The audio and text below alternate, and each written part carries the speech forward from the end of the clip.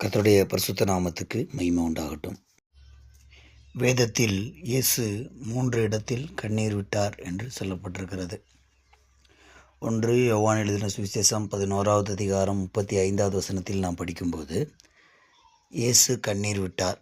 ஏன் விட்டார்? அந்த சந்தர்ப்பம் லாசருவுக்காக அவர் அங்கே கண்ணீர் விட்டார் என்று சொல்லப்படுகிறது. அப்படின்னா லாசரு மேலே இயேசு வச்சுருந்தான அன்பின் நிமித்தமாகவா? இல்லை, அந்த இடத்துல சூழ்ந்திருந்தவர்கள் எல்லாரும் துக்கத்தில் இருந்தாங்க. லாசர் இறந்துட்டாரு. லாசருவை குறித்தான துக்கத்தில் மரியாள், மார்த்தாள், அவளுடைய நண்பர்கள், இவங்க எல்லாருமே லாசர் இறந்துட்டானேங்கிற துக்கத்தில் அழுதுகிட்டு இருக்கிறாங்க.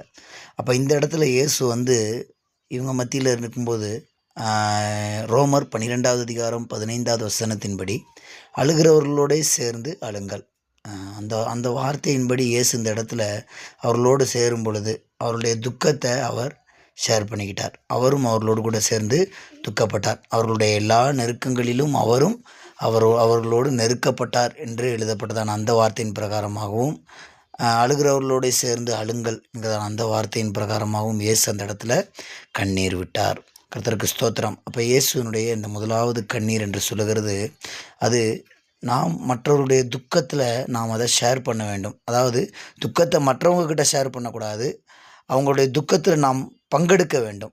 இதுக்கு உதாரணமாக நீங்கள் யோபு 2வது அதிகாரத்தில் அந்த கடைசி 3 வசனங்களில் படித்து பாருங்கள். யோபுவுக்கு இப்படி ஒரு காரியம் சம்பவிச்சிருச்சு அப்படின்ன உடனே யோபுவினுடைய நண்பர்கள் எல்லாருமா சேர்ந்து அந்த இடத்துல யோபுவுக்காக துக்கப்படுறாங்க. எவ்வளோ நாள் துக்கப்படுறாங்கன்னு நீங்கள் படித்து பாருங்கள். 7 நாள் இரவும் பகலும் சாப்பாடு தண்ணி இல்லாமல் அழுது புலம்பி யோபுவோடு கூட எந்த வார்த்தையும் பேசாமல் 7 நாள், ஏறக்குறைய 168 மணி நேரம் அப்படியே எந்த வார்த்தையும் பேசாமல் தரையில் உட்காந்துருந்தாங்களாம். பார்த்தீங்களா? அப்போ யோபுனுடைய துக்கத்தை அந்த இடத்துல அவங்க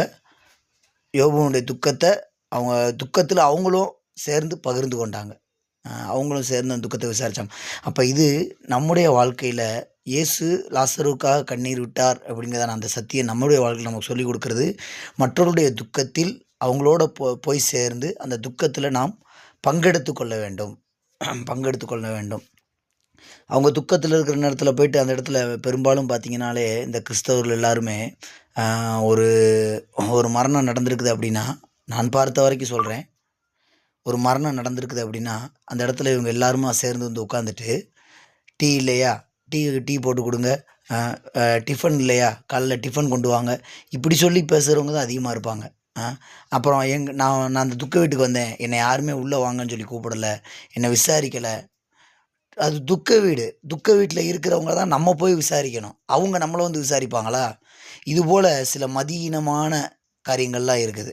இல்லை, அழுகிறவர்களோட சேர்ந்து அழுங்கள், துக்கத்தில் இருக்கிறவங்களோட சேர்ந்து துக்கப்படுங்கள். அவங்களுக்காக அவங்க கண்ணீர் விடுறாங்களா, அவங்களோட சேர்ந்து அவங்களுடைய துக்கத்தில் பங்கெடுத்து கண்ணீர் விடுங்க. அந்த ஒரு அனுபவத்தை இயேசு நமக்கு சொல்லி கொடுத்துருக்கிறார். 1. 2வதாக நம்ம லூக்கா 19வது அதிகாரம் 41வது வசனத்தில் படிக்கிறோம். இயேசு எருசலேம் நகரத்தை பார்த்து அழுதார், கண்ணீர் விட்டார் என்று சொல்லப்பட்டிருக்கிறது. எருசலேமின் சமாதானத்துக்காக வேண்டிக் கொள்ளுங்கள் சொல்லி சங்கீதத்திலே நம்ம ஒரு வசனம் படிக்கிறோம். அப்போ அங்கே நம்ம முக்கியமான காரியம் என்ன அப்படின்னா, இயேசு 2வது கண்ணீர் விட்டது எருசலேமின் சமாதானத்துக்காக கண்ணீர் விட்டார். நாமளும் நம்ம குடும்பத்தின் சமாதானத்துக்காக, நம்ம பிள்ளைங்களுடைய சமாதானத்துக்காக நம்ம கண்ணீர் விட வேண்டும். மற்றவருடைய ஃபேமிலியில் நம்ம சபையில் ஒரு பிரச்சனைன்னு தெரியுதா, இல்லை இந்த ஊழியக்காரங்களுக்கு ஒரு பிரச்சனைன்னு தெரியுதா, அதை ஷேர் பண்ணக்கூடாது. இன்றைக்கி பாருங்கள், இந்த யூடியூப்பு, இன்ஸ்டாகிராமு, ஃபேஸ்புக்கு, வாட்ஸ்அப்புன்னு சொல்லி இதெல்லாம் இந்த சோசியல் மீடியா எல்லாமே காரியங்களை ஷேர் பண்ணுறதுக்கு தான் எல்லோரும் ஃபஸ்ட்டு நிற்கிறோம். நமக்கு ஒரு காரியம் தெரிஞ்சிருச்சா, ஒரு ஊழியக்காரரை குறித்து ஒரு காரியம் தெரிஞ்சிச்சா, இல்லை ஒரு சபை விசுவாசியை குறித்து ஒரு காரியம் தெரிஞ்சிச்சா, ஒரு சபையில் குழப்பம்னு சொல்லி தெரிஞ்சிச்சா, பிரச்சனைன்னு சொல்லி தெரிஞ்சிச்சா, முதலாவது நாம் அந்த இடத்தின் சமாதானத்திற்காக, அந்த பிரச்சனைகள் நீங்கும்படியாக, பாரங்கள் நீங்கும்படியாக பாரத்தோடு நாம் ஜெபிக்கக்கூடியவர்களாக இருக்க வேண்டும். அந்த கண்ணீரின் ஆவி நமக்கு இந்த நாட்களில் தேவை.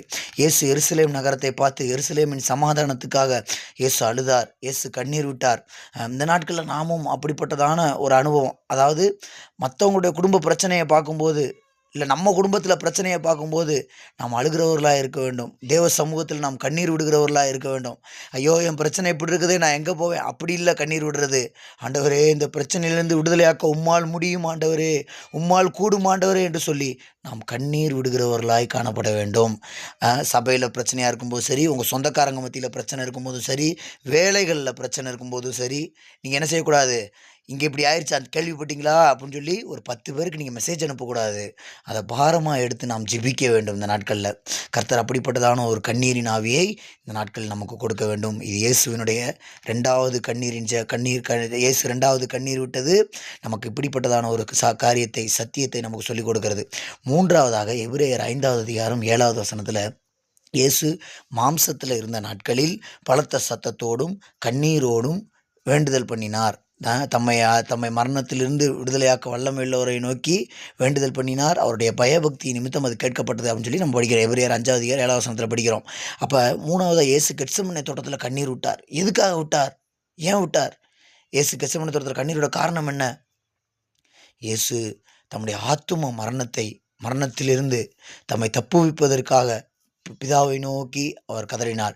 ஏனென்றால் அவர் மாம்ச சரீரத்தில் இருக்கிறார். இந்த நேரத்தில் ஆத்தும மரணம் சம்பவிச்சிடக்கூடாது. ஆத்தும மரணம் என்பது பிதாவையும் அவரையும் பிரிக்கிற ஒரு காரியம். தேவனுடைய அன்பு அவருக்கும் பிதாவுக்கும் இருக்கிற அந்த உறவு, அந்த ரிலேஷன் அது கட்டாகிறதான ஒரு நேரம் இல்லை. அது இந்த நேரத்தில் சம்பவிக்கக்கூடாதுன்னு சொல்லி அவர் கெத்செமனே தோட்டத்தில் பலத்த சத்தத்தோடும் கண்ணீரோடும் அழுதார் என்று சொல்லப்பட்டிருக்கிறது.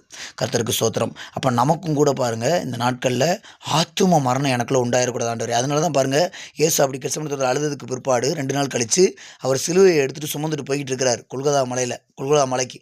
அப்போ அவருக்கு பின்னால் ஸ்திரீகள் எல்லாருமே அழுதுட்டு போகிறாங்க. ஐயோ ஐயோன்னு சொல்லி அழுதுட்டு போகிறாங்க. அப்போ அழுதுட்டு போகும்போது அந்த ஸ்திரீகளை பார்த்து என்ன சொல்கிறாரு? இல்லை அழாதீங்க, எனக்காக நீங்கள் அழாதீங்க. யாருக்காக அழுங்க? உங்களுக்காக அழுங்க, உங்கள் பிள்ளைகளுக்காக. அப்போ உங்களுக்காக அழுங்க அப்படின்னா, எனக்கு வீடு இல்லையே, எனக்கு போடுக்கிற ட்ரெஸ் இல்லையே, எனக்கு சாப்பாடு இல்லையே, எனக்கு வட்டி இருக்குதே, எனக்கு கடன் இருக்குதே, எனக்கு கார் இல்லையே, எங்களுக்கு சொத்து இல்லையே, இதுக்காக அழாதீங்க. உங்களுக்காக, உங்கள் பிள்ளைகளுக்காக அழுங்கன்னு சொல்லி இயேசு சொன்னது இந்த அழுகைக்காக அல்ல. உன்னுடைய ஆத்துமாவுக்காக அழுங்கள், உங்கள் பிள்ளைகளுடைய ஆத்துமாவுக்காக அழுங்கள். என்னுடைய ஆத்துமாவை நான் எப்படியோ பாதுகாத்துட்டேன், அதுக்காக நான் பிதாவினிடத்தில் அழுதுட்டேன். எனக்காக நீங்கள் அழுகாதீங்க, உங்களுடைய ஆத்துமாவுக்காக அழுங்க. இயேசு கடைசியாக கெத்செமனே தோட்டத்தில் கதறின காரியம், உங்களுக்காக அழுங்கள், உங்கள் பிள்ளைகளுக்காக அழுங்கள். அதில் அழுகிறதுக்கு முன்னால் வாங்க, கர்த்தர் உங்களுக்கு உதவி செய்வார். இந்த நாட்களில் இந்த மாதிரி இயேசுவினுடைய அந்த கண்ணீர் 3 விதத்தில் இயேசு கண்ணீர் விட்டார்.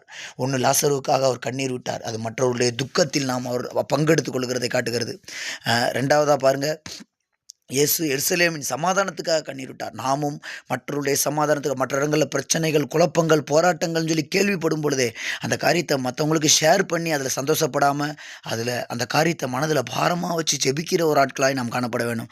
3வதாக இயேசு கெத்செமனே தோட்டத்தில் அழுதார். அது ஆத்தும மரணத்திலிருந்து தப்புவிக்கும்படியாக அழுதார். இந்த நாட்டில் நமக்கும் அப்படிப்பட்டதான ஒரு அனுபவம் தேவை. என்னுடைய ஆத்துமாவை தப்புவீங்க சுவாமி, என் கணவனுடைய ஆத்துமாவை தப்புவீங்க, என் மனைவியினுடைய ஆத்துமாவை தப்புவீங்க, என் பிள்ளைங்களுடைய ஆத்துமா தப்புவிக்கப்படட்டும், நரகத்துக்கும் பாதாளத்துக்கும் சத்துருவின் கைக்கும் என்னுடைய பிள்ளைகளுடைய ஆத்மாவை தப்புவீங்க ஏசப்பான்னு சொல்லி அழுகக்கூடியவர்களாக, தேவ சமூகத்தில் கண்ணீர் விடக்கூடியவர்களாக ஆண்டவர் இந்த நாட்களில் நம்ம எல்லாரையும் மாற்றுவார்களாக. இந்த பதிவு நிச்சயமாகவே உங்கள் எல்லாருக்கும் பிரயோஜனமாக இருக்கும் என்று நான் விசுவாசிக்கிறேன். நீங்கள் இந்த பதிவின் மூலமாக பெற்றுக்கொண்ட ஆசீர்வாதத்தை கீழே இருக்கிற கமெண்ட் பாக்ஸில் சொல்லுங்கள். கர்த்தர் உங்களை ஆசீர்வதிப்பாராக. Praise the Lord.